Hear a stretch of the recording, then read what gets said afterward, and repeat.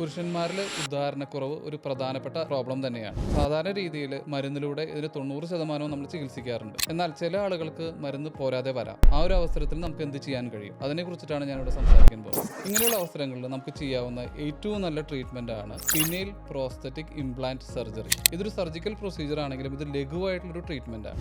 സാധാരണ ഒരു സർജറി എന്ന് പറയുമ്പോൾ വളരെ സീരിയസ് ആയിട്ടുള്ള എന്തൊരു ഓപ്പറേഷൻ ആണ് നമ്മൾ ചിന്തിക്കും. എന്നാൽ യഥാർത്ഥത്തിൽ ഇതൊരു ലഘുവായിട്ടുള്ള സർജറിയാണ്. എങ്ങനെയാണ് ഉദാഹരണം സംഭവിക്കുന്നത്? പുരുഷന്മാരുടെ പെനിസിലുള്ള കോർപ്പോറൽ ബോഡീസിലേക്ക് ബ്ലഡ് കയറി അത് വീർത്ത് വന്ന് നിൽക്കുമ്പോഴാണ് ഉദാഹരണം സംഭവിക്കുന്നത്. ഇതിന് പകരമായിട്ട് നമ്മൾ വെച്ച് കൊടുക്കുന്ന ഡിവൈസാണ് പിനൈൽ ഇംപ്ലാന്റ് എന്ന് പറയുന്നത്. രണ്ട് തരത്തിലുള്ള പിനൈൽ ഇംപ്ലാന്റ് ആണ് ഉള്ളത്. ഒന്ന് മാലിയബിളും രണ്ട് ഇൻഫ്ലേറ്റബിളും. അതിൽ മാലിയബിൾ ഇംപ്ലാന്റ് എന്ന് പറഞ്ഞു കഴിഞ്ഞാൽ നമുക്ക് വളയ്ക്കാനും സ്ട്രെയിറ്റ് ആക്കാനും കഴിയുന്ന ഒരു ഇംപ്ലാന്റ് ആണ്. എന്നാൽ ഇൻഫ്ലേറ്റബിൾ ഇംപ്ലാന്റ് എന്ന് പറയുന്നത് നമുക്ക് സ്വാഭാവികമായിട്ടുള്ള ഉദാഹരണം മിമിക് ചെയ്യുന്ന രീതിയിലുള്ള ഒരു ഉദാഹരണം ഉണ്ടാക്കാൻ കഴിയുന്ന ഇംപ്ലാന്റ് ആണ്. അതിൽ നമ്മളൊരു പമ്പ് ഞെക്കുമ്പോൾ ഉദാഹരണം ഉണ്ടാവുകയും ഒരു സ്വിച്ച് ഞെക്കുമ്പോൾ ആ ഉദാഹരണം പോവുകയും ചെയ്യുന്നു. കാരണം ഇത് ഒരു ഹൈഡ്രോളിക് സിസ്റ്റം ആണ്. നമ്മൾ പമ്പ് ഞെക്കുമ്പോൾ യഥാർത്ഥത്തിൽ ഒരു റിസർവോയറിൽ നിന്നിട്ട് വെള്ളം ഒഴുകി നമ്മുടെ പെനിസിലിരിക്കുന്ന പുരുഷന്മാരുടെ ലിംഗത്തിലിരിക്കുന്ന ഒരു ട്യൂബിലേക്ക് കയറുന്നു. അതോടുകൂടി അത് ഉയർന്ന് ഒരു ഉദാഹരണം ക്രിയേറ്റ് ചെയ്യുന്നു. ഒരു സ്വിച്ച് ഞെക്കുമ്പോൾ ഈ വെള്ളം തിരിച്ച് അവിടുന്ന് ഇറങ്ങി പോയി അത് റിസർവോയറിലേക്ക് എത്തുന്നു. അപ്പോൾ ഉദാഹരണം ഇല്ലാതാകുന്നു. ഇതാണ് അതിന്റെ മെക്കാനിസം ഓഫ് ആക്ഷൻ. ഈ ചികിത്സാ രീതി